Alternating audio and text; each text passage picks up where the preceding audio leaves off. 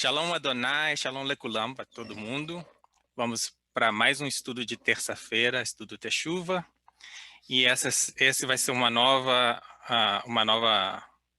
novo grupo de estudos, vai ser mais ou menos 3 estudos também.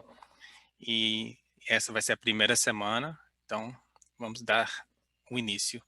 A minha filha criou mais uma personagem para esse novo estudo. Ela se chama Shavuot. Shavuot é aquela festa das semanas, e é a festa que todos os contratos de Deus são feitos durante essa festa, durante essa semana, essa época. Então, nós vamos estudar como Deus se relaciona com seu povo. O que a Bíblia ensina sobre o relacionamento entre Deus e seu povo? Agora que nós já estabelecemos a linguagem santa, né, o Lashon HaKodesh, já estabelecemos quem é o povo de Deus. Agora vamos falar como Deus relaciona com o seu povo. Vamos aprender como o relacionamento de Deus e o seu povo é equivalente ao relacionamento matrimonial. E vou introduzir como os judeus eles se preparam para o casamento. Eles têm 12 passos e 12 rituais e passos que eles fazem antes de casar um com o outro. E eu vou mostrar um equivalente entre esses 12 passos e como a Bíblia nos mostra que Deus faz a mesma coisa conosco. Vou falar sobre o significado da aliança e a importância da aliança, né? O que significa essa palavra em hebraico, que é ketubah. Nós vamos aprender isso. E são 12 passos, mas no estudo de hoje nós vamos falar dos 4 primeiros passos para o noivado e como isso vai ser aplicado em nossas vidas. Semana que vem, se Deus permitir, nós vamos fazer os passos números 5 a 8, que é o preparamento para a cerimônia do casamento. E aí, na próxima e última semana, vamos fazer os passos 9 a 12, que é a festa e o próprio casamento. Vamos lá. Versículos chaves, Isaías 59, 21. Quanto a mim, esta é a minha aliança com eles, diz o Senhor. O meu espírito que está em você e as minhas palavras que pus em sua boca não se afastarão dela, nem da boca dos teus filhos e dos descendentes deles, desde agora e para sempre, diz o Senhor. Essa é a aliança que Deus fez com seu povo, que a palavra dele está na nossa boca e nos nossos corações para sempre. E Romanos 11, versículos 25 a 27. Irmãos, não quero que ignorem esse mistério, para que não se tornem presunçosos. Israel experimentou um endurecimento em parte até que chegasse à plenitude dos gentios. E assim todo Israel será salvo, como está escrito: virá de Sião o Redentor que desviará de Jacó a impiedade. E esta é a minha aliança com eles quando eu remover os seus pecados. Então aqui nós vemos dois versículos no Velho e no Novo Testamento que Deus está falando sobre uma aliança. E é isso que nós vamos aprender na lição de hoje. A palavra em hebraico que Deus me deu, que estava lá em cima, significa aliança. Maior diferença entre uma promessa e uma aliança é que a aliança requer um acordo e ação de 2 ou mais entidades. Promessa só depende daquele que fez a promessa, mas a aliança é um acordo que requer ação de ambas partes. Os dois têm que concordar e os dois têm que fazer algo para estabelecer a aliança. Então, a palavra aliança é pronunciado Brit. Então, lá em cima que está escrito aliança é Habrit. Né? E a palavra Brit é a hebraica 1285, quer dizer contrato, juramento ou promessa, e aliança pode ser usado em qualquer um desses sentidos. Né? Inclusive, o Novo Testamento em hebraico é Brit Hadashad, ou seja, é a nova aliança. Né? Rashad em hebraico é novo ou nova. Então, Brit é aliança. Então, na verdade, o Novo Testamento para eles é a nova aliança, traduzido literalmente nova aliança. Brit Hadashah. Então, vamos ver a primeira vez que a palavra foi usada, está em Gênesis, capítulo 6, versículo 18. Mas com você estabelecerei a minha aliança. Essa palavra, o Brit. E você entrará na arca com seus filhos, sua mulher e as mulheres de seu filho. Foi a aliança que Deus fez com Noé. Foi a primeira aliança que ele fez com o homem. A primeira vez que essa palavra é usada foi com Noé. E Deus prosseguiu. Este é o sinal da aliança que estou fazendo entre mim e vocês, e com todos os seres vivos que estão com vocês, para todas as gerações futuras. O meu arco que coloquei nas nuvens será o sinal da minha aliança com a terra. Toda vez que o arco-íris estiver nas nuvens, olharei para ele e me lembrarei da aliança eterna que entre Deus e todos os seres vivos da terra, de todas as espécies que vivem na terra. Gênesis 9, versículos 12 a 13 e o 16. Então, mais uma vez, essas três palavras é o Brit, que é a aliança. Agora, é interessante que, como a gente usa a palavra aliança, né, pode significar um contrato entre duas pessoas, mas também pode ser aquele símbolo que a gente usa no nosso dedo, né? O anel que a gente usa, a gente chama de aliança. Eu achei interessante como Deus usou a palavra aqui também, que ele falou que aquela aliança que ele fez com Noé, de livrar ele do dilúvio, depois do dilúvio, quando ele saiu da arca, Deus deu uma aliança física para ele se lembrar da aliança que ele fez com Noé, o arco-íris, né? E é interessante, quando a gente põe a nossa aliança no dedo, aquele metal que está no nosso dedo, ele não vai prever a gente de trair a nossa esposa, não vai prever ninguém de dar de cima da gente para a gente trair a nossa esposa. É só um símbolo para a gente lembrar da verdadeira aliança. O símbolo não é a aliança, o símbolo é para a gente lembrar da aliança. E eu achei interessante como Deus fez isso também, né? Como se ele sempre comunica com a gente de uma forma que a gente possa entender, né? Então ele falou que toda vez que o arco-íris estiver nas nuvens, olharei para ele e me lembrarei da aliança. Deus não precisa de lembrar de nada, Deus não precisa, ele sabe de todas as coisas, ele é onipotente, onipresente, onisciente, ele não precisa de nada para lembrar dele. Mas é interessante que ele colocou o arco-íris e ele falou que toda vez que ele viu o arco-íris, ele mesmo vai lembrar da aliança, né? Então é interessante isso. Quando a gente põe o nosso anel, a nossa aliança, é para a gente lembrar que nós somos casados, é para a gente lembrar do compromisso que a gente fez. Não é a aliança que é a verdadeira aliança, é um símbolo da aliança, né? E Deus fez isso também com o arco-íris. Então, a Bíblia fala que Deus, ele fez 5 alianças. Só fala de 5 alianças. E cada aliança é um nível de um relacionamento mais profundo com Deus. Tá? Como sempre, Deus, tudo que ele faz tem um plano eterno, um plano divino.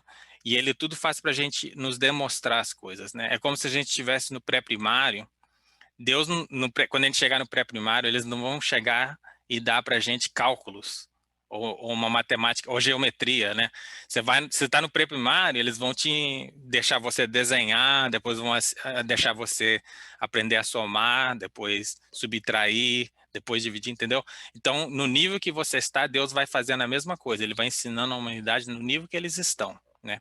Então, a primeira aliança foi o que eu acabei de falar, que ele fez com Noé. Em Gênesis 6, 18, ele fez aliança com Noé, e o nível de relacionamento com Deus é equivalente a encontrar favor de Deus. Olha que interessante como o hebraico é lindo mesmo. O nome Noé se escreve assim como está aí na tela. É o Nun e o Het. É escrito Noé. Em hebraico fala Noar. O nome dele é Noar. Agora, se você ler Noé de trás para frente, que é o Het Nun, é a palavra graça. Então, Ali a primeira vez que a palavra graça também é usada em Gênesis 6:8, que Deus fala, Noé encontrou graça aos olhos de Deus, né? Então esse é o primeiro nível do relacionamento de Deus e a primeira aliança que ele fez. Noé, que é equivalente à graça, né? Deus, a gente encontra a graça aos olhos de Deus, a primeira coisa. Segunda aliança que ele fez foi com Abraão. Está em Gênesis 12 e capítulos 12 e 15, né? E é equivalente a ser amigo de Deus. Abraão foi chamado amigo de Deus. Então ele fez aquela aliança com Abraão e Abraão obedeceu a ele, seguiu tudo que Deus exigiu dele, falou para ele sair da casa da parentela, tudo. Então, como eu disse, né, uma aliança é um acordo entre duas pessoas. Então Deus fala, se você fazer isso, eu faço isso. Se você fazer isso, eu faço. Então Deus, ele fez uma aliança com Abraão, falando que ia abençoar toda a terra. E Abraão obedeceu e ele foi justificado pela fé, porque ele teve aquela fé emuná, que nós já falamos sobre ela, uma fé em ação. E aí Deus começou a chamar ele de amigo, um novo nível, um novo nível de relacionamento com essa segunda aliança. A terceira aliança, Deus fez com Moisés. Está em Êxodo 19 e Êxodo 24. E é a aliança que é equivalente a uma esposa, né? Como a gente já falou nos outros estudos sobre o povo de Deus, foi quando Israel se tornou esposa de Deus, né? Ele deu os mandamentos, que foi o contrato, a aliança, o povo recebeu aquele contrato, eles fizeram o sacrifício e foi selado o contrato com sangue. Então, Israel se tornou a esposa de Deus. Esse é o próximo nível. Só que ela foi uma esposa que foi infiel, porque ela não entendeu, ela estava, né, imatura, não entendeu ainda o amor de Deus, o verdadeiro amor de Deus. Então, chegou no nível de esposa, mas foi uma esposa infiel e terminou com o divórcio essa aliança, essa terceira aliança. A quarta aliança foi com o rei Davi, está em 2 Samuel 7. Interessante que essa aliança, antes da aliança, teve a promessa, né? Quando Adão e Eva pecou e eles foram expulsos do jardim, Deus já fez uma promessa que ia enviar o Messias, ia enviar uma pessoa da descendência de Eva que ia ser mordido, o calcanhar dele seria mordido pela serpente, mas ele ia esmagar a serpente. Então já havia uma promessa, mas através de Davi, ele fez uma aliança. Ele falou que da linhagem de Davi ia vir o Messias. Foi a aliança que ele fez com Davi. Então, foi uma promessa inicialmente, mas depois se tornou uma aliança. E essa se cumpriu com Jesus. A quinta aliança é a nova, é o Brit Hadashah, o Novo Testamento, a nova aliança com Jesus, né? Foi através de Jesus Cristo. E a gente fala, como a gente fala, né, uma nova aliança, mas a aliança que Deus fez através de Jesus é a mesma aliança que está lá em Jeremias 31, versículos 31 e 34, que nós já aprendemos no outros estudos, que é aquela aliança de escrever os ensinamentos dele, o Torá dele no nosso coração, e ia ser algo perpétuo, que ia ficar no nosso coração para sempre. Né? E também está em Lucas 22, versículos 14 a 23, falando sobre a nova aliança. E como a gente fala, nova aliança, assim, é uma restauração das alianças, né? Isso que eu estava dizendo. E o relacionamento, o nível de relacionamento que nós vamos entrar quando se cumprir essa aliança é de intimidade perfeita com Deus. Que nós vamos ter a lei dele escrita no nosso coração. Vai ser algo que é um amor verdadeiro, um amor mútuo, porque nós vamos escolher de seguir a Deus, né? Como a gente aprendeu no último estudo, né? Jesus se tornou um novo homem e nos pediu novamente em casamento. Ele fez a proposta de novo, ele fez a mesma proposta, a mesma aliança, e agora só vai se tornar noiva de Jesus quem quiser, é por escolha. Sempre foi escolha, né? Todas as opções foram escolhas, mas a gente está entrando agora com um novo entendimento. Igual eu estava falando do pré-primário, nós já passamos pelo pré-primário, já passamos tudo, nós já estamos agora no nível que a revelação de Deus foi completa. Então a gente agora está entrando nesse contrato com todo o conhecimento que a gente pode ter, inclusive até mesmo através do Espírito Santo, né? Então, essa é a quinta e a última aliança que está agora efetiva e foi feita através de Jesus. Agora, por que eu falei que é Shavuot, né? Essa personagem que a Bela desenhou aí, todos esses contratos foram feitos nessa mesma semana, que é festejado o Shavuot. Todas essas alianças, inclusive a última que foi feita, que foi selada pelo Espírito Santo, aconteceu no Shavuot. O Pentecoste, o dia de Pentecoste, aconteceu no Shavuot. Então, é por isso que eu achei muito bom ela ter feito esse novo personagem para colocar no estudo de hoje, né? Então, vamos lá. Agora, nós vamos falar dos 12 passos de um casamento judaico e como o equivalente na palavra de Deus. Hoje eu vou só falar os 12 passos, mas nós vamos aprender dos primeiros 4 passos. Então, o primeiro passo é o pai escolhe a noiva. Esse é o primeiro passo. E assim, tem coisas aqui que são antiquadas, né? Que da cultura deles na época. Hoje, talvez já não seja o pai escolha a noiva, mas nenhum judeu verdadeiro mesmo que segue, né, a família e segue os costumes, eles não vão casar sem a bênção do pai, entendeu? Então, aqui, antigamente era o pai escolher a noiva mesmo, né? Mas hoje, talvez, numa idade mais moderna, o filho escolhe a noiva, mas ele nunca vai casar sem a permissão do pai.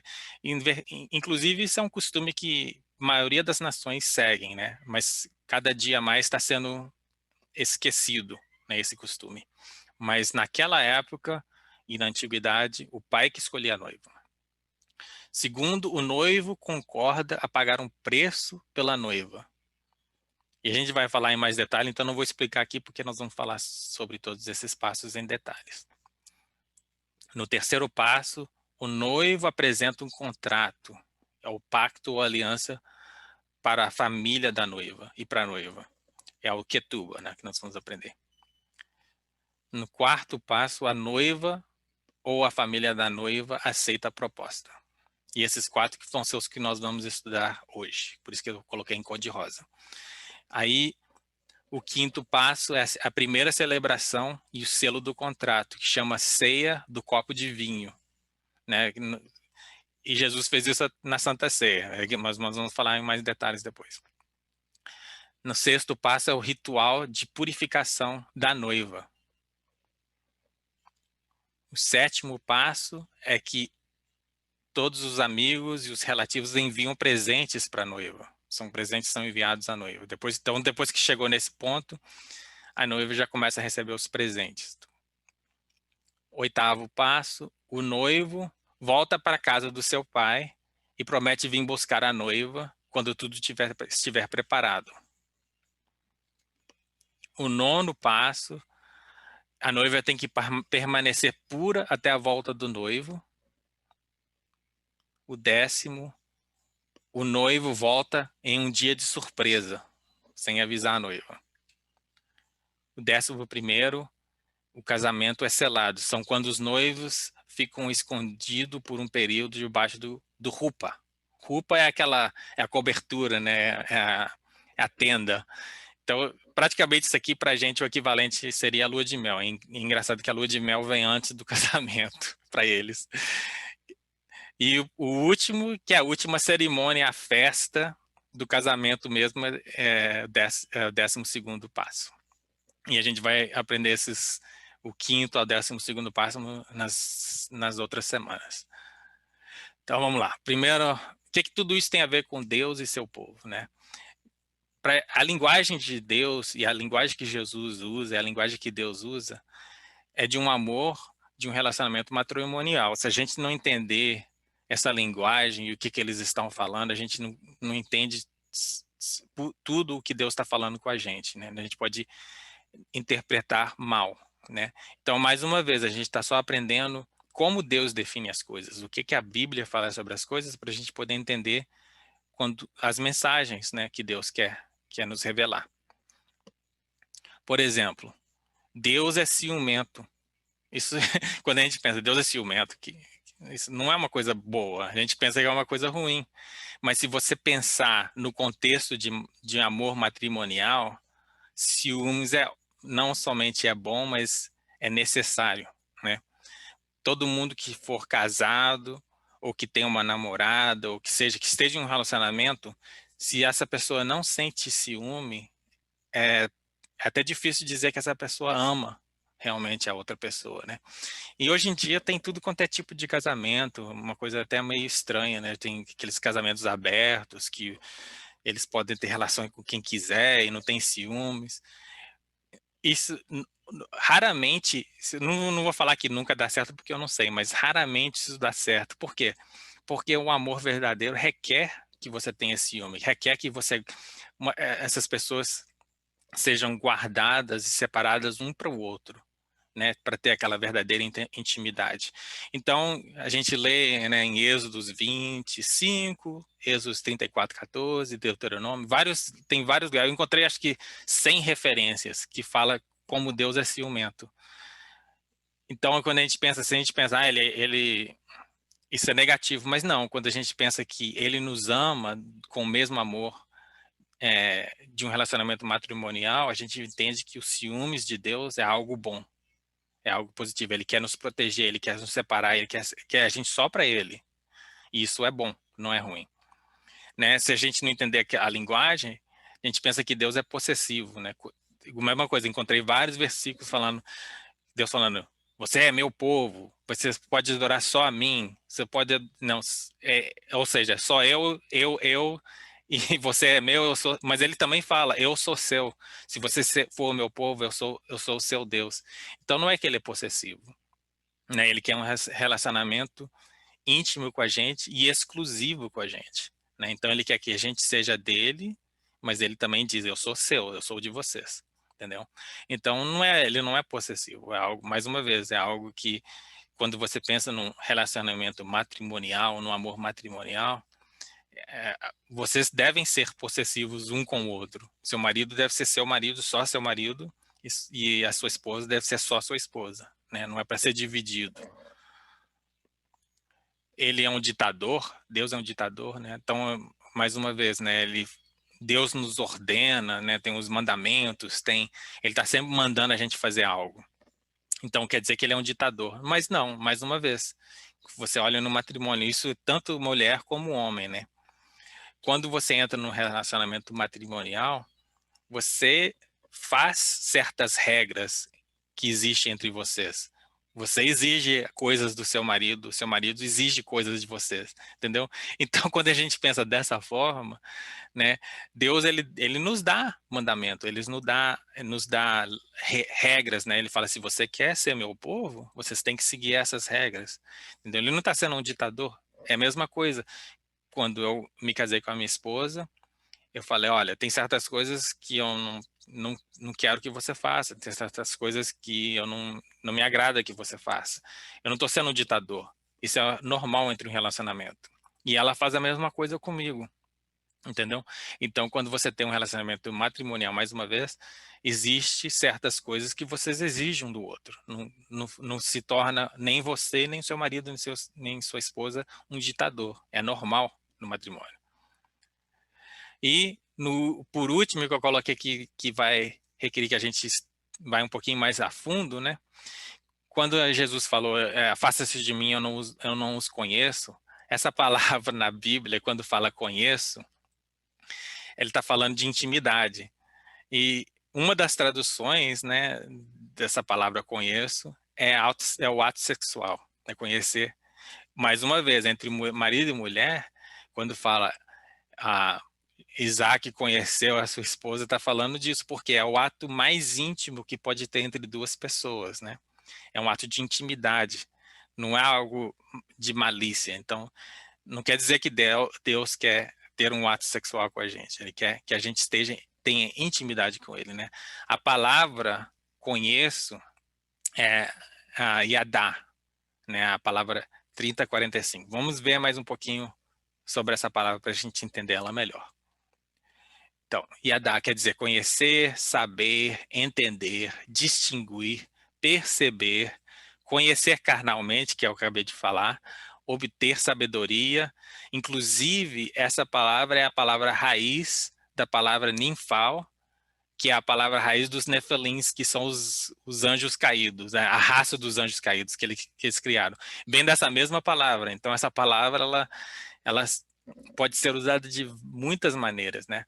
Mas o que Deus quer, é a palavra do jeito que ela é usada nesse contexto, é conhecer intimamente. É esse Yadá que Deus quer ter com a gente. Vamos mostrar para vocês alguns versículos, e uns são bem próximos, é tudo em Gênesis, para você ver. Em poucos versículos aí, você vê essa palavra sendo usado 5 vezes diferente, só para vocês terem uma ideia, mais ou menos diferente, né? Deus sabe que no dia em que comerem, seus olhos se abrirão e vocês serão como Deus, conhecedores do bem e do mal. Se você lê no hebraico, esse conhecedores é Yadá. Aí continua, quando a mulher viu que a árvore parecia agradável ao paladar, era atraente aos olhos e, além disso, desejável para se obter discernimento, Yadá, a mesma palavra. Tomou do seu fruto, comeu e deu ao seu marido, e que comeu também.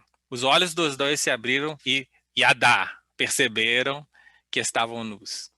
Então juntaram folhas de figueira para cobrir-se. Então disse o Senhor Deus, agora o homem se tornou como um de nós, Yadá, conhecendo o bem e o mal.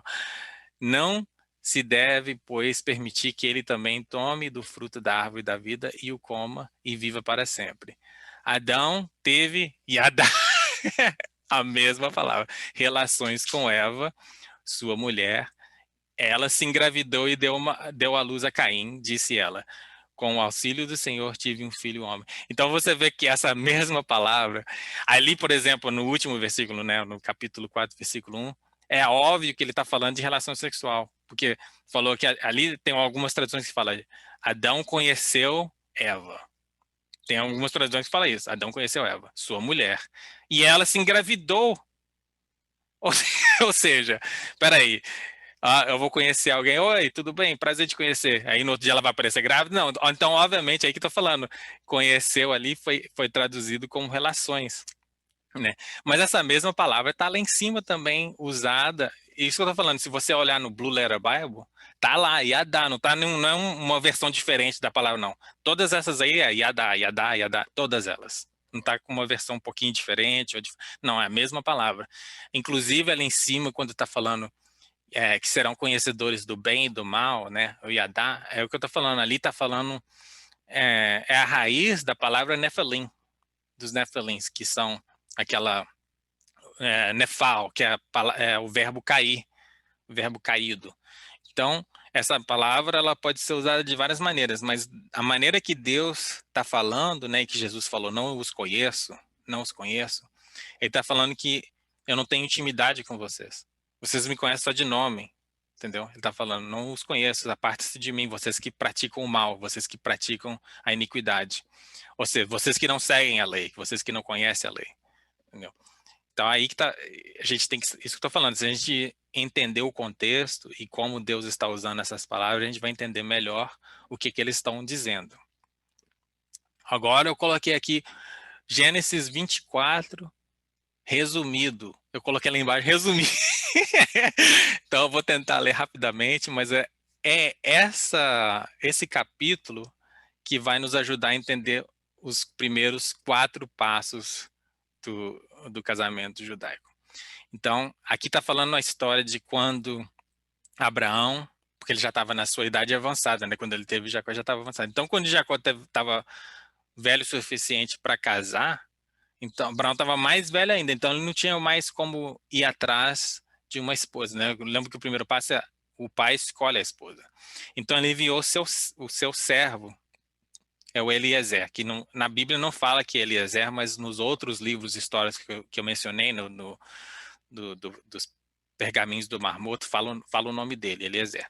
Então, Eliezer chegou para a família de Rebeca, né, depois que ele viu, ele estava lá e ele falou para Deus dar um sinal para ele, né? Então eu vou ler aqui que vai falar mais ou menos isso.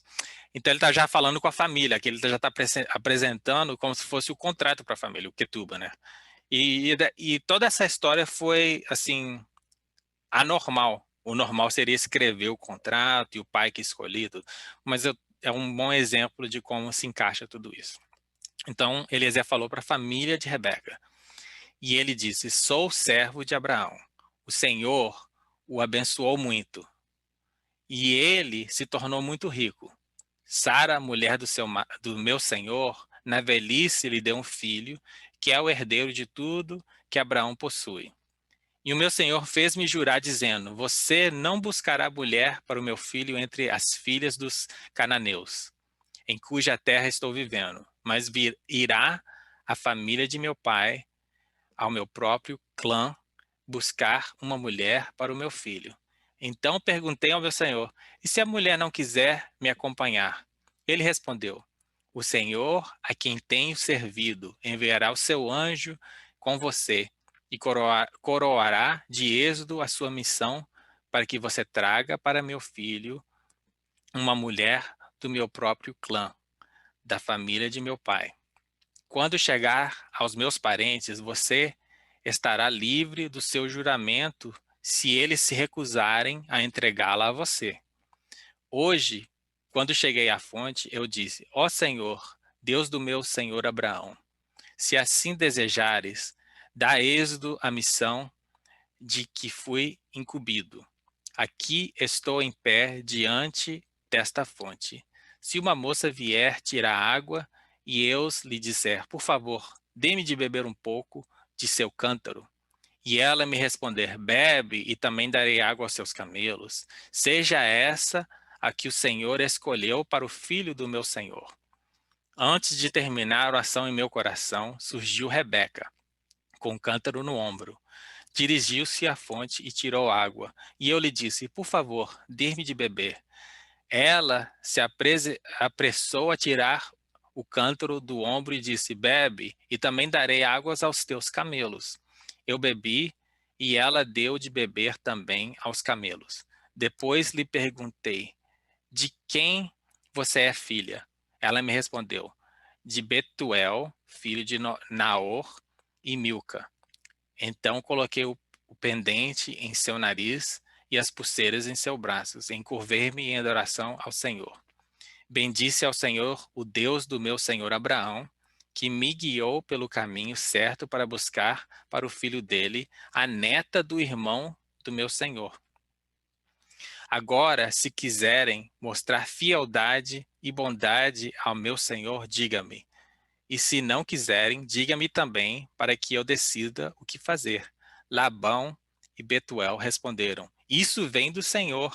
Nada lhe podemos dizer, nem a favor nem a contra. Aqui está Rebeca. Leve-a com você, que ela se torne a mulher do filho do seu senhor, como diz o Senhor. Quando o servo de Abraão ouviu o que disseram, curvou-se até o chão diante do Senhor. Então o servo deu joias de ouro e de prata e vestidos a Rebeca. Deu também presentes valiosos ao irmão dela e à sua mãe. Eu falei, isso foi resumido. Mas isso vai ajudar a gente a entender os primeiros 4 passos, né? Primeiro passo, o pai escolhe a noiva. Igual eu falei, hoje talvez já não seja dessa forma, mas com certeza todos os judeus que realmente seguem, né, a sua religião e seguem o, a cultura, eu diria, se não falar 100%, vou falar 90%, né, só para a gente dizer. A maioria deles vão até hoje, eles não vão se casar sem receber a bênção do pai. Então, mesmo se eles estiverem interessados em alguma mulher, alguma jovem, eles vão procurar a bênção da família, a bênção do pai, para antes de iniciar qualquer relacionamento. E o casamento dos judeus, eles entendem que é a união de 2 famílias, não só de 2 pessoas.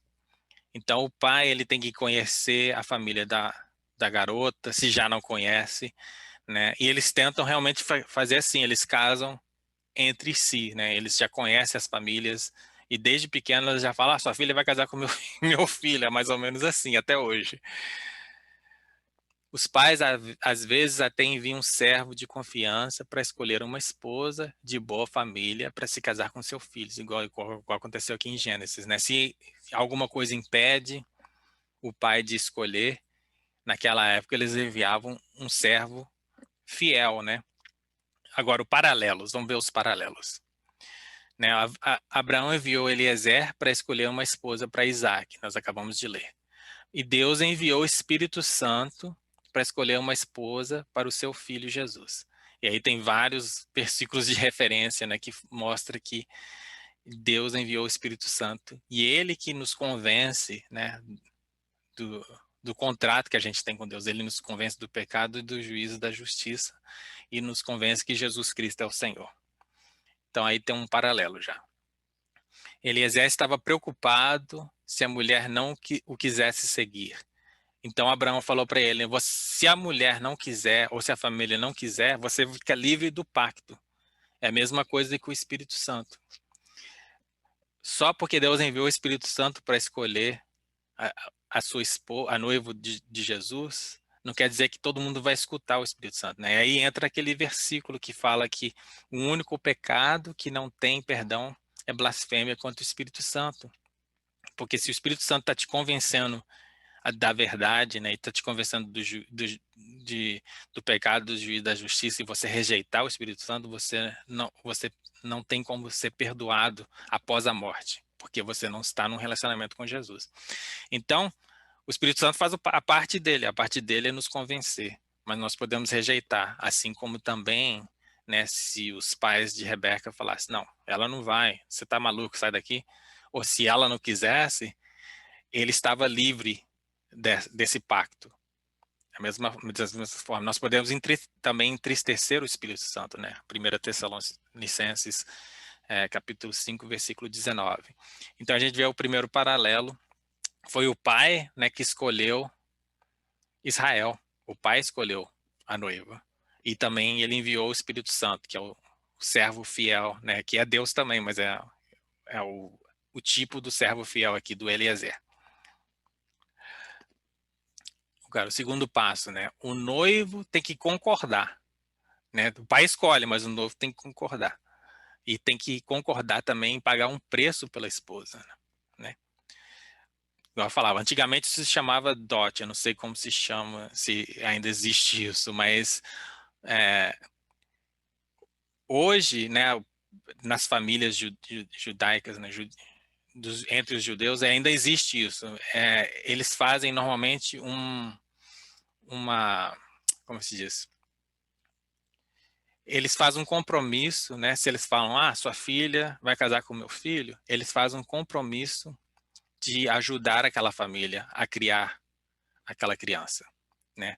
Então, no casamento dos judeus hoje, até hoje, eles fazem isso, eles ajudam uns aos outros e normalmente o pai do noivo ajuda o pai da noiva a criar a noiva. Porque igual eu tô falando, eles fazem esses compromissos desde pequeno, né? Desde pequeno. E o noivo, ele tem que concordar e ele paga pela noiva através do seu trabalho naquela época. E hoje talvez seja um pouco diferente, mas eu tô falando ainda naquela época. Por exemplo, quando os noivos são separados para o casamento, a maioria das vezes a noiva ainda é uma criança. Rebeca tinha entre 10 a 15 anos de idade quando isso aconteceu com Eliezer. Isso nós lemos nos livros, depois eu vou até entrar em mais detalhe em Jasper, né, um dos livros do Mar Morto. Fala que ela tinha 10 anos, mas outros cálculos que eles fizeram através só da Bíblia mesmo, fala que ela tinha mais ou menos uns 15 anos. Maria também, ela tinha 15 anos de idade e já estava noiva com José, entendeu? Então, vai fazer mais sentido depois, eu estou falando no contexto cultural. Por que um dos passos era que o noivo vai embora, volta para a casa do pai e prepara tudo? É porque eles fazem um contrato, ainda são crianças, mas eles não casam ali. Tá um contrato feito, né? Mas não foi selado ainda, não foi consumado o casamento. E aí o homem volta para a casa do pai, ele trabalha, ele já vai preparando para pagar o preço pela noiva, ajuda a criar a noiva, prepara o seu próprio lar, depois ele volta para pegar a noiva, entendeu? Então é dessa mesma forma, para a gente entender o contexto cultural. Então, por exemplo, um exemplo que a gente pode ver isso é Gênesis 29, né, versículos 18 a 30, quando Jacó concordou a trabalhar por Raquel por 7 anos, né? E aí depois ele foi até enganado e teve que trabalhar mais 7. Então aqui está um exemplo bíblico, um exemplo na palavra, falando que o noivo ele concorda de pagar um preço pela esposa e um prazo, entendeu? Não acontece. Eles tinham já estava aquele acordo feito com as famílias, com o pai, mas ele não tinha acesso a Raquel ele não teve acesso a ela por 14 anos. Ficou trabalhando, ajudando a criar ela por 14 anos. Depois eles se casaram, entendeu? Então, da mesma forma, Rebeca foi com Eliezer com 10 anos de idade, mas a gente não sabe quanto tempo ficou os dois noivos, né, entre aspas, casado, noivo, porque igual eu falei, né, para eles, noivo e casado é a mesma coisa. Nós não sabemos quanto tempo eles ficaram noivos, entre aspas, antes de consumar o casamento, entendeu? Ok.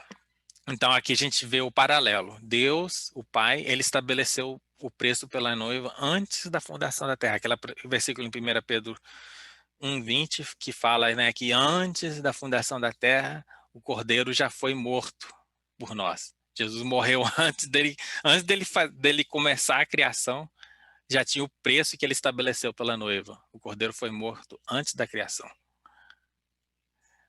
E Jesus concordou pagar o preço. Ele concordou para pagar o preço, tá? Isaías 53, 4, 5 fala que ele concordou vir e sofrer e ser ferido pelas nossas iniquidades. Ele concordou. Ele falou, o pai falou, esse é o preço. E o filho falou, eu aceito e vou pagar o preço. Entendeu? E Jesus mesmo disse, né? Ninguém tira a minha vida, mas eu a dou voluntariamente. João 10, 18. Jesus ele não foi assassinado. Ele não foi martirizado. Ele se entregou por amor a nós. Ele morreu, ele pagou o preço, ele estava sabendo o que estava fazendo. Ninguém tira a vida dele. Se ele quisesse, ele mesmo falou, ele chamava legiões de anjos e o livrava da morte. Mas ele não, ele foi como um cordeiro, ele se entregou voluntariamente para pagar o preço. E ele mesmo falou, né? Não existe um amor maior do que este, para aquele que dá a sua vida pelos seus amigos, né? João 15, 13. Ele deu a sua vida. Ele pagou pelos nossos pecados voluntariamente. Né? E tá também em 1 Coríntios 7, 23, também fala a mesma coisa, que ele pagou o preço pela igreja. E esses versículos falam que nós fomos comprados pelo um alto preço, pelo sangue de Jesus, pelo sangue derramado do Cordeiro. Então, tá aí 3 referências falando sobre o preço que foi pago pelas nossas vidas, né? Tá, aqui conclui o segundo passo, que o noivo concordou e pagou o preço pela esposa. Terceiro passo é a parte que eu acho mais linda, essa vai ser mais detalhado, que é o próprio contrato. Por que Deus escreveu os 10 mandamentos com seu próprio dedo? Né? Êxodo 31, 18, Deuteronômio 9, 10 fala que Deus escreveu os 10 mandamentos com seu dedo. Porque no casamento judaico, o noivo tem que fazer o contrato. O noivo ele faz o contrato se chama Ketuba. São 2 contratos. Tem um contrato que ele apresenta para a noiva e para a família da noiva quando está pedindo ela em casamento, quando está fazendo aquele primeiro contrato inicial. E isso o noivo tem que fazer. Ele tem que fazer, né? Agora, o equivalente para a gente talvez hoje seria que o noivo compra uma aliança, né? A gente compra a aliança e dá para a mulher. A gente tem que pagar um preço pela aliança, né? Mas naquela época e até hoje eles fazem o que se chama Ketuba, né? Aqui tem um exemplo de um Ketuba, um contrato. Ou seja, você vê que não é algo que é. Quer dizer, hoje em dia, né, na verdade, eles imprimem, eles fazem, entendeu? Porque nem todo mundo toma o tempo para fazer isso. Mas antigamente eles pintavam, eles faziam, eles escreviam em todos os detalhes do contrato, do pedido em casamento, o que ele está prometendo para a mulher, o que ele requer dela, o que ele vai dar em retorno, né, pela fidelidade dela, se ela dizer que sim, se ela aceitar. É muito lindo, é muito lindo. E aí é todo simbólico, você vê, cada um todos eles são, como se diz, unique. Não tem outro igual, é o único. Cada um é específico entre aquele marido e aquela mulher. Aqui tem outro exemplo de um Ketuba. Esses são os mais antigos, né? Os exemplos mais antigos, como eles eram hoje. Mas hoje em dia, mais contemporâneo, seria esse é um exemplo. E cada um é lindo, estou falando. Eles colocam isso depois que eles casam, eles colocam isso na parede da casa deles. É algo que é para para as pessoas verem, é bonito, é algo lindo que eles fazem para declarar o amor um pelo com o outro, um para com o outro, né? E é o marido que faz. Aí é mais um exemplo de um contemporâneo. Hoje em dia, agora eu falei, eles imprimem, né? Eles já não é mais igual antigamente, mas continua algo muito lindo, entendeu? Que eles fazem. E esse foi o que Deus fez. Esse é o Ketuba de Deus, né? E por que ele escreveu os 10 mandamentos com dedos e não os outros mandamentos? Só os 10. Porque ele tinha que fazer, tinha que ser da mão dele, igual, né? É algo que ele fez para nos demonstrar o seu amor para nós. E igual eu falei, no Ketuba está escrito o que ele quer que a noiva faça, e o que ela vai receber se fizer, entendeu? Igual eu falei, os mandamentos não é Deus mandando na gente, é Ele falando, ó, se você fazer os primeiros 4, é o que Ele requer de você, que eu seja o único Deus, não terá outros deuses, não fará esculturas, né? Não tomará meu nome em vão. E essa é outra coisa linda também, o não tomará meu nome em vão, a gente não entende muito o que quer dizer isso, né? É outro estudo lindo que dá para fazer, né? Porque ele está falando assim, se você pegar meu nome, que não seja em vão. Se você aceitar. É a mesma coisa quando eu casei, o meu sobrenome é Santos. Então, a minha esposa agora tem o sobrenome Santos. Então, se ela pegar esse sobrenome Santos, mas não honrar o nosso casamento, ela está pegando meu nome em vão. Entendeu? Não é a gente pensa que não tomarás meu nome em volta, quer dizer que você não pode falar o nome de Deus se você falar o nome. Não, não é isso. É se você aceitar esse contrato, aceitar esse ketuba, não aceita ele em vão, aceita ele para seguir, para honrar, entendeu? E aí o quarto é o sábado, né? Eu sempre falei, se não fosse tão importante, por que Deus ia colocar no Ketuba dele? Ia ser ainda o número 4, né? Que é referente a ele. Pra gente, é igual eu falei, é igual a aliança. Lembrai do sábado, que seja santificado, sabe? Lembra-te do sábado. É a mesma coisa que eu falei, é igual a nossa aliança. A gente tem que é algo que ele nos deu físico pra gente lembrar. Pra gente lembrar que a gente está casado com ele, que a gente já está noivado com ele, entendeu? Que a gente é dele. E aí os outros mandamentos, ele é promessa dele, não é que ele está requerendo aquilo.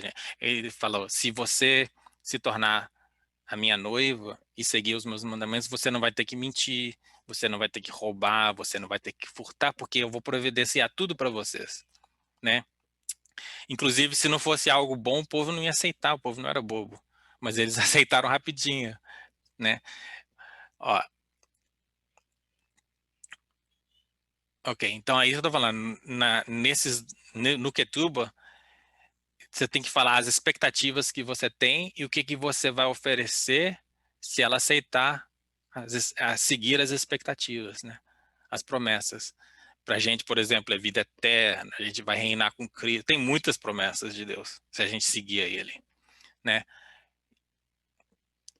Demonstra o dever da mulher, mas também as responsabilidades do noivo e as recompensas da esposa fiel. O Ketuba. Agora, olha que lindo. É lindo, eu tô falando, né? Deus é maravilhoso, coisa tremenda. Por que Deus escreveu os 10 mandamentos em 2 tábuas de pedra? A palavra pedra em hebraico é eben, e se escreve assim. Primeiro, porque é um contrato perpétuo e fixo, né? A gente tem até aquele ditado, né? Não está escrito em pedra, a gente fala até hoje. essas regras aqui, você pode seguir, mas não está escrito em pedra. Não, não tá escrito, não é tão, é flexível, né? Não, para Deus não é flexível, o que ele escreveu não é flexível. Está escrito em pedra, por isso, né? Mas olha que lindo a palavra pedra em hebraico. É a palavra eben, tá? Agora, não sei se você já percebeu, mas quando eu falar vai ficar claro. Essa palavra eben, se você olhar as primeiras duas letras, né, falando da direita para a esquerda, a gente tem que lembrar, né, é o Aleph Bet. O Aleph Bet é a palavra pai, Av, Av, pai. Aí a segunda e a última letra é o Bet Num, é a palavra Ben. A palavra Ben é filho. Então são duas tábuas, uma do pai, uma do filho, e juntando as duas, é a palavra pedra. É tremendo, é tremendo. Então, Av, pai, Ben, filho. E se juntar as duas, é Ben, que quer dizer pedra. É lindo ou não é? É muito lindo. Nosso Deus é lindo. E quando você vai aprendendo essas coisas, não tem nenhuma coincidência na Bíblia. Tudo é tremendo. Quanto mais você vai aprendendo, mais você fica de boca aberta. Eu, pelo menos, fico. Então, ok. Continuando com o contrato. Né? Os judeus, eles fazem, igual eu falei, eles fazem um contrato pessoal para duas famílias, né? Então tem o Ketuba, eu quero te falar, o primeiro Ketuba é o contrato que eles fazem para proposta de casamento. Você faz aquela coisa linda para mostrar o seu amor, para você pode colocar poemas, palavras lindas. É igual quando a gente se ajoelha e fala, me faça o homem mais feliz do mundo, o dia que eu te conheci, né? Esse é o Ketuba, né? O que Deus fez para a gente com os 10 mandamentos. Mas depois tem um contrato mesmo, um contrato escrito, grosso, grande, com os detalhes, entendeu? E é 5 partes. Esse contrato se compõe, são 5 partes. E é o Torá.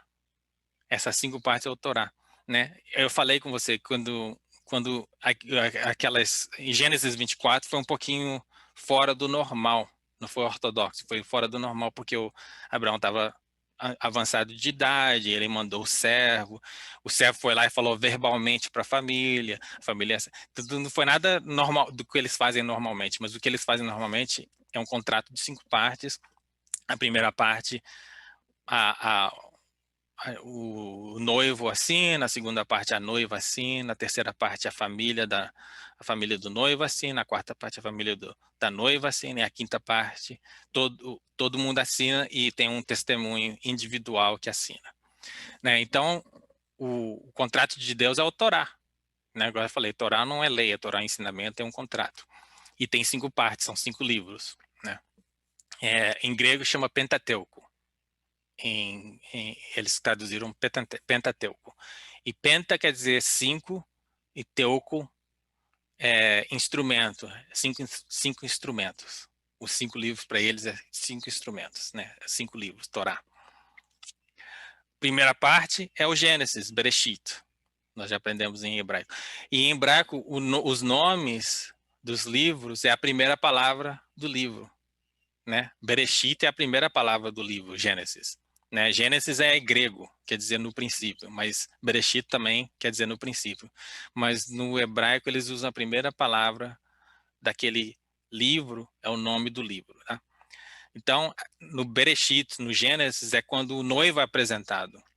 É lá que Deus se apresenta, né? Ele se revela ao povo e mostra um histórico de Deus e com a sua criação. E Gênesis 1, nós já aprendemos, no princípio Deus criou os céus e a terra. Está apresentando a Deus, está mostrando a Deus o que Deus quer fazer, o histórico entre ele e o povo dele. Essa é a primeira parte, é o primeiro livro.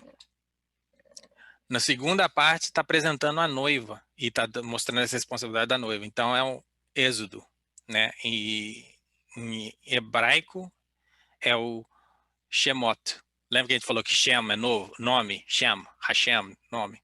Shemot é nome em plural. E o primeiro versículo é: agora estes são os nomes dos filhos de Israel. Está apresentando a noiva. está apresentando a noiva, Israel. E aí, todo o êxodo, tudo está falando sobre a história da noiva, está falando do histórico da noiva, do que aconteceu e tudo mais. A terceira parte é os pais do noivo e as responsabilidades dos pais do noivo, né? Levíticos. Levítico em hebraico, mais uma vez, a primeira palavra do livro é Vaikra, Vaikra. E ele chamou para fora, né? E fala sobre os sacerdotes e as responsabilidades do sacerdote para manter Israel pura. Responsabilidade do noivo. Levítico 1:1, da tenda do encontro, o Senhor chamou Moisés e lhe ordenou. Né? Moisés é tipo o pai do noivo, né? Ele é o líder dos sacerdotes, né? Ele era o líder, né? Então, nesse livro, ele representa o pai dos noivos. E os noivos são os sacerdotes que vão manter a noiva pura através do sacrifício. E tem os deveres do noivo, o que eles têm que fazer, os rituais, tudo para manter a noiva pura. Quarta parte, números. Nós chamamos de números, né? E por quê? Porque é quando Deus numerou o povo, contou o povo. Então, apresenta os pais da noiva e as responsabilidades dos pais da noiva e da noiva, né? E ali em hebraico, a primeira palavra é Bemidbar, que quer dizer no deserto, né? O Senhor falou a Moisés na tenda do encontro, no deserto do Sinai. E aí ele está falando quando Deus numerou as tribos, separou as tribos, contou o número de cada tribo, aí cada tribo tem as suas responsabilidades, ou seja, está falando da noiva, dos pais da noiva, mais uma vez, está falando a divisão das partes, das tribos, e cada responsabilidade de cada um das tribos, entendeu? Enumerando as tribos, está falando referente à noiva. E o último é um resumo, né? A palavra Deuteronômio em grego quer dizer Deuteros e Nomos. São duas palavras, Deuteronômio, em grego, que quer dizer segunda lei. Ou então pode ser traduzido como segunda lei, ou pode ser traduzido como recontar a mesma lei, falar a mesma coisa, ou seja, resumir tudo, né? Está resumindo as mesmas coisas. E em hebraico chama Devarim, que quer dizer palavras. Deuteronômio 1. Essas são as palavras ditas por Moisés a todo Israel no deserto. Ou seja, está resumindo tudo que ele já falou. Está falando tudo de novo, está concluindo o contrato, está dando resumindo o contrato e falando tudo. Fala do noivo, fala da noiva, fala dos pais, fala de cada responsabilidade, o que Deus requer de cada um. Inclusive, ele refaz a aliança, né? Refaz o Ketubá. Então, é isso que quer dizer Deuteronômio. Então, você vê aí como é lindo que até mesmo o Torá, até mesmo os primeiros 5 livros da Bíblia, é o contrato de Deus com seu povo, incompleto, é o contrato oficial de Deus com seu povo, né? Ok, quarto passo, último passo dessa noite, a noiva tem que concordar, não é só apresentar, pronto, já deu tudo certo, né? Então, eles apresentam o Ketubá para a mulher ou para a família da mulher, e se ela for muito nova, e todo mundo tem que entrar de acordo e assinar o contrato, né? Igual eu falei em Jasper, 24, capítulo 40, fala lá que a Rebeca tinha 10 anos de idade quando Eliezer foi na casa da família Eliezer. Isso que eu estou falando é algo da cultura e também da época, né? Não se a gente vê isso hoje, a gente fica até escandalizado. Ah, uma menina de 10 anos. Eu tenho uma filha de 10 anos, então eu fico assim, que isso? Jamais eu ia deixar minha filha casar. Mas não é naquele contexto igual a gente vê hoje, né? É como se eu tivesse uma família que eu conheço, uma família de reputação, uma família abençoada, uma família próspera, e eles falassem, olha, ao meu filho, quando ele tiver de idade, ele vai dar tudo que eu tenho, e a gente tá educando ele, você conhece a nossa família, é diferente, é totalmente diferente. Não é um estranho que vai chegar na minha porta, bater aqui hoje e falar, eu quero casar com a sua filha, eu vou dar um tiro na cabeça, né? Dar um chute dele para fora, né? Então não é assim, é diferente, é uma cultura totalmente diferente, e a gente tem que lembrar, né, igual eu tô falando, só porque eles noivaram jovens, não quer dizer que eles consumaram o casamento novo, né? Isso para eles é anos e demora anos e anos para tudo acontecer, né? Outra coisa que é cultural e da época é que o pai do noivo ou um servo autorizado pelo pai do noivo apresenta a proposta para a família, né? E se for recebido, eles entram em contrato de noivado e às vezes o noivo nem sabe, né? Nessa história aqui, em Gênesis 24, eles fizeram tudo isso depois que eles voltaram para casa. Isaac falou: onde é que você estava? Quem que é essa menina? É aí que eles contaram para ele. Então, também é outra coisa cultural e da época que já era normal para eles. Eles já era na expectativa deles, né? Da cultura deles. O pai que vai achar uma noiva para mim. Meu pai que vai achar uma boa noiva para mim. Eles nem se preocupavam com essas coisas. Que na minha mente, do jeito que as coisas estão hoje, de certa forma, eu acho que era até melhor. Porque por exemplo, hoje a juventude sai, fica e faz tudo fora da ordem, com um monte de gente, e que é até difícil o matrimônio ser algo especial, igual deveria ser, né? Aí, igual eu tô falando, normalmente o noivo volta para casa do pai e depois de muito tempo ele vem pegar a noiva, mas no caso de Rebeca foi diferente, né? Por causa da debilitação de Abraão, é, ela voltou com o servo dele naquele mesmo dia, né? Ele ficou à noite, no outro dia ele voltou e ela foi com ele, mas ela teve que concordar. Ela teve que concordar. Os pais dela perguntaram para ela se ela estava de acordo, se ela queria ir com Eliezer, e ela falou: eu quero ir, eu vou. Ela concordou, entendeu? Então é interessante como é diferente a cultura, né? Naquela época, mesmo com 10 anos de idade, as pessoas tinham mais maturidade, talvez, do que hoje adultos. Hoje tem adulto que não tem maturidade, que está ainda até hoje no porão da casa dos pais, sem pagar, não quer trabalhar, não quer fazer nada, não quer nada da vida. E naquela época, não, né? Você vê que pela cultura e como elas eram criadas, já eram mais maduros, já sabiam o que queria da vida. Mas não foi forçado, o meu ponto é esse, a noiva teve que concordar, não foi forçado. E Israel também foi apresentado com Quetuba de Deus, igual eu falei no Êxodo 24, e eles aceitaram, né? Eles falaram: quando Moisés se dirigiu ao povo e transmitiu todas as palavras e ordenanças do Senhor, eles responderam em uníssono: faremos tudo que o Senhor ordenou. Ei! Ou seja, se o contraste fosse alguma coisa ruim, eles não iam aceitar, mas eles viram que era algo bom e eles falaram: vamos fazer o que Deus mandou, porque Ele vai nos abençoar, entendeu? Ele vai nos abençoar. Só que eles não fizeram, infelizmente. Agora, e a gente?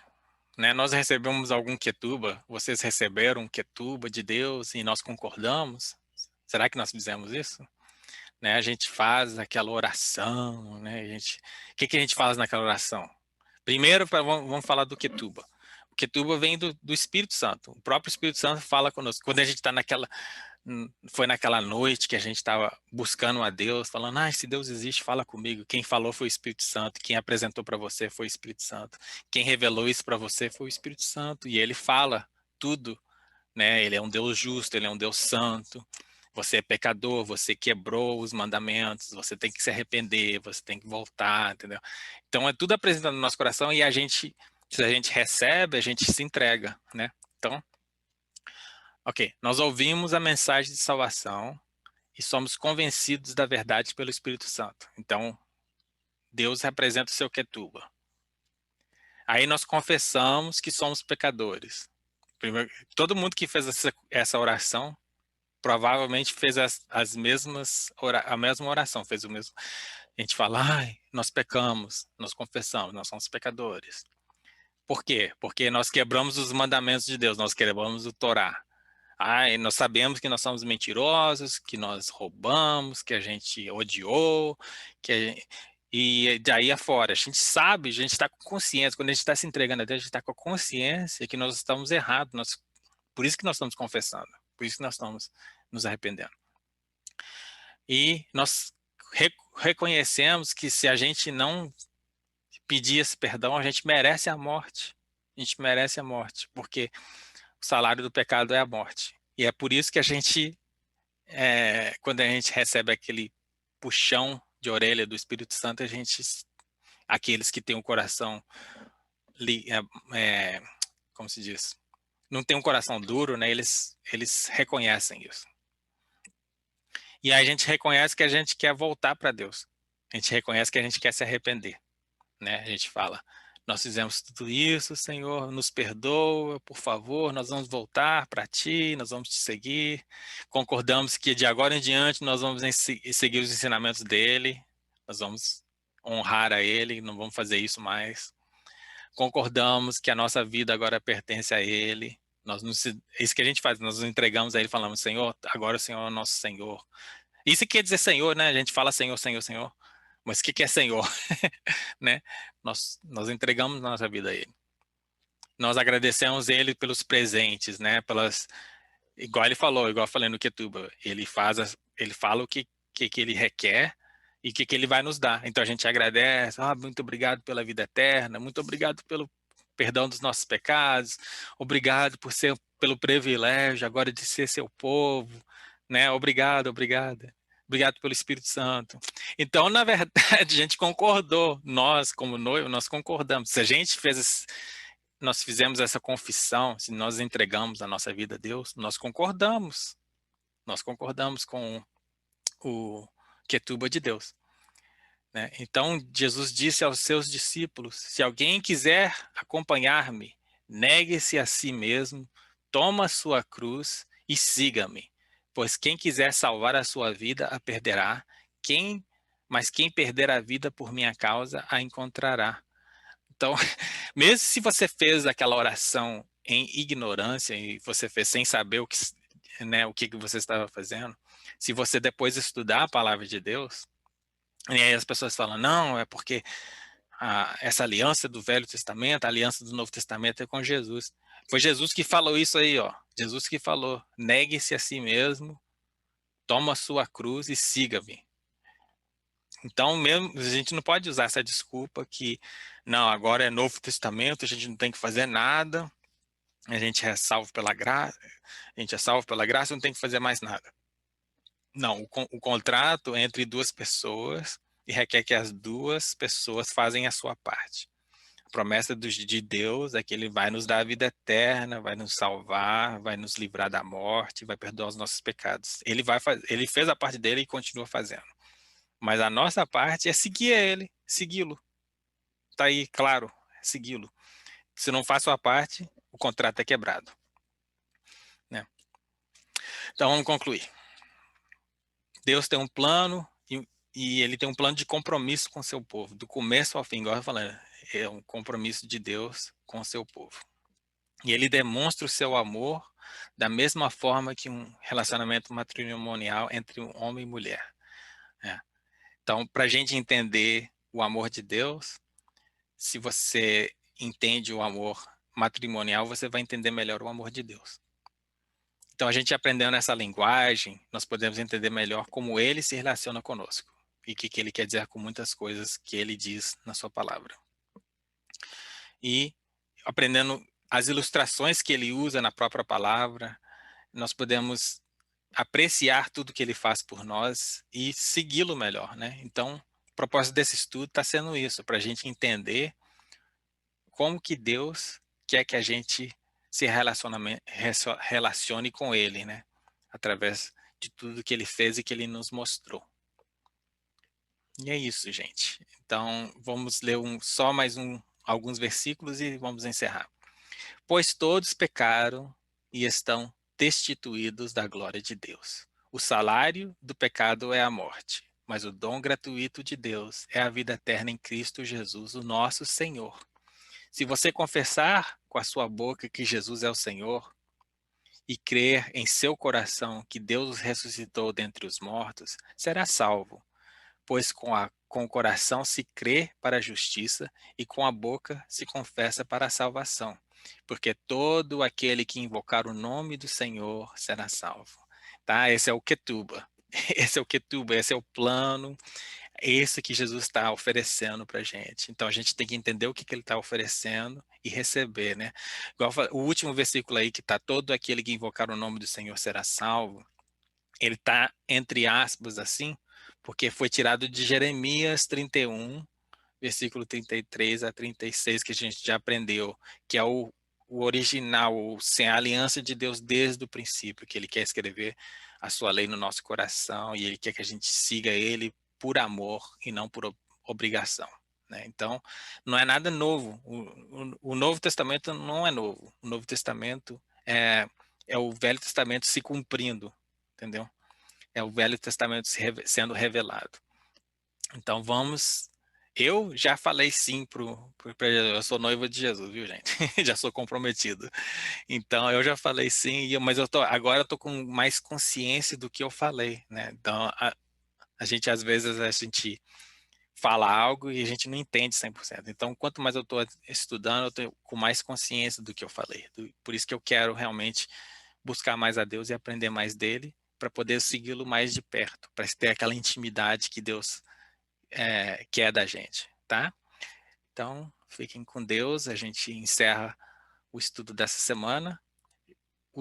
As próximas 2 semanas já está pronto e eu estou ansioso para poder encontrar com você semana que vem e continuar.